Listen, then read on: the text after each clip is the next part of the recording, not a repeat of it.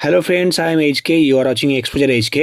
তো বন্ধুরা, আপনারা সবাই আশা করি জানেন, আমি আপনাদের আগের ভিডিওতেই জানিয়ে দিয়েছি যে অন্নপূর্ণা যোজনার আবেদন শুরু হয়ে গেছে এবং সরকারের তরফ থেকে ঘোষণা করা হয়েছে যে আপনারা অনলাইন এবং অফলাইন দুটো জায়গাতেই এই অন্নপূর্ণা যোজনার জন্য আবেদন করতে পারবেন।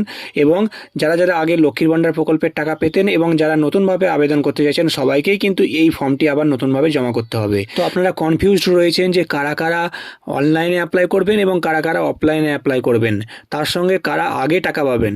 তো এই সমস্ত কিছুই কিন্তু জানাবো আজকের এই ভিডিওতে, তাই অবশ্যই ভিডিওটি প্রথম থেকে শেষ পর্যন্ত দেখতে থাকুন। তার আগে বন্ধুরা, আপনি আগের লক্ষ্মীর ভাণ্ডার প্রকল্পের টাকা পেতেন কিনা অবশ্যই কমেন্ট সেকশনে কমেন্ট করে জানাবেন। তার আগে বলি বন্ধুরা, আপনারা যারা আমাদের চ্যানেলের সঙ্গে যুক্ত আছেন তারা জানেনই এই চ্যানেলের প্রত্যেকটা ভিডিও আপনাদের দরকারি। তাই এখনও যদি কেউ সাবস্ক্রাইব করে না থাকেন তবে অবশ্যই চ্যানেলটাকে সাবস্ক্রাইব করে পাশে থাকুন আপনার সমস্ত দরকারি ভিডিও পেতে। সাথে বেল আইকনটিতে প্রেস করে অল সিলেক্ট করে রাখুন লেটেস্ট আপডেট সবার আগে পাওয়ার জন্য। তো বন্ধুরা, অন্নপূর্ণা যোজনার জন্য অফলাইন আবেদন অলরেডি শুরু হয়ে গেছে। এর জন্য সরকারের তরফ থেকে লোকেরা আপনাদের বাড়ি বাড়ি যাচ্ছে এবং ফর্মগুলো বিলি করছে। তারপরে ফর্মটি ফিল আপ করে আপনাদেরকে তাদের কাছে ফর্মটি জমা করতে হচ্ছে। আর যদি বাড়ি বাড়ি কোনো লোকেরা না যায়, সেক্ষেত্রে আপনাদেরকে বিডিও বা এসডি অফিসে সেই সমস্ত ফর্মগুলো কালেক্ট করে আবার সেখানেই জমা করতে হচ্ছে।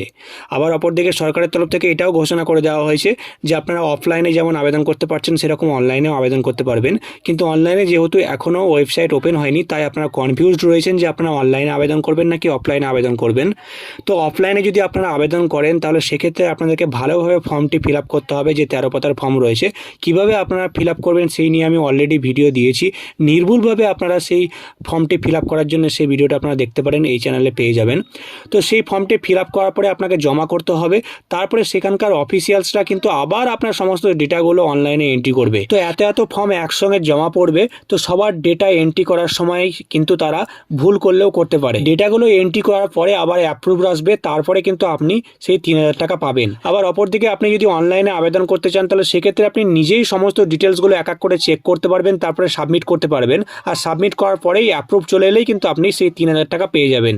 কিন্তু সরকারের তরফ থেকে এটাও ঘোষণা করা হয়েছে যে 2 তারিখের মধ্যে যারা যারা ফর্ম জমা করতে পারবেন এবং ভেরিফিকেশন কমপ্লিট হয়ে যাবে, তারা কিন্তু 3 তারিখেই এই 3000 টাকা পেয়ে যাবেন। কিন্তু যেহেতু এখনো অনলাইনে আবেদন শুরু হয়নি, তাই জন্য 3000 টাকা আপনারা যদি 3 তারিখে নিতে চান, তাহলে আপনাদেরকে অফলাইনে আবেদন করতে হবে।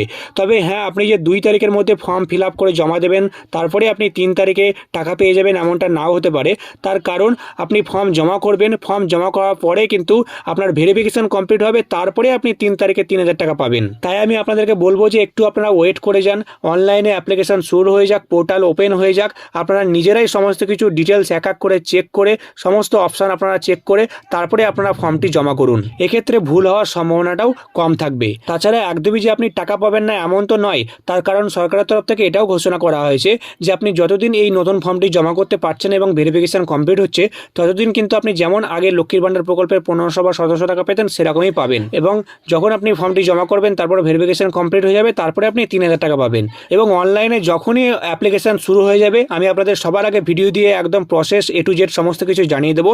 তাই চ্যানেলটিকে এখনও সাবস্ক্রাইব করে না থাকলে চ্যানেলটাকে সাবস্ক্রাইব করতে ভুলবেন না। আর এই ভিডিওটি ভালো লাগলে অবশ্যই একটা লাইক করবেন। তো আবারও আসছি পরের ভিডিওতে।